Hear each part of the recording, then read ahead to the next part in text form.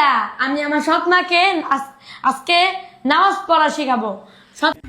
মানে মানে হলো খালা এতদিন না বালক ছিল তাই নামাজ পড়ে নাই, তো আজকে সাবালক হয়েছে তাই নামাজ পড়া শিখাইতেছে। মা তুমি কি কোনোদিনও একলা একলা নামাজ পড়ছিলা?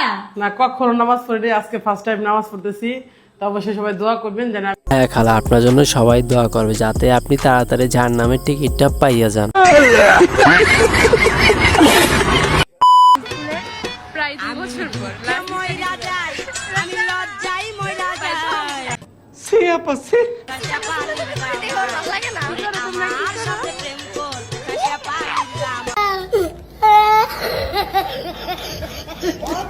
গাইস এইটা কোনো কথা বলেন? এই ভিডিওটা দেখার পরে আমাদের মতো সিঙ্গেল ছেলেদের অবস্থা ঠিক এইরকম।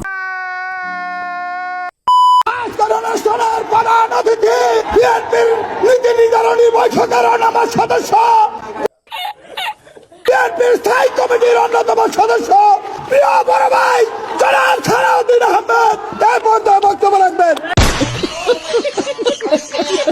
গাইস এই ভিডিওটা দেখার পর আসলে তো আমি হাসতে হাসতে পুরাই শেষ। আর আপনারা যদি হাসা থাকেন তাহলে প্লিজ কমেন্ট বক্সে বলে যাবেন কিন্তু।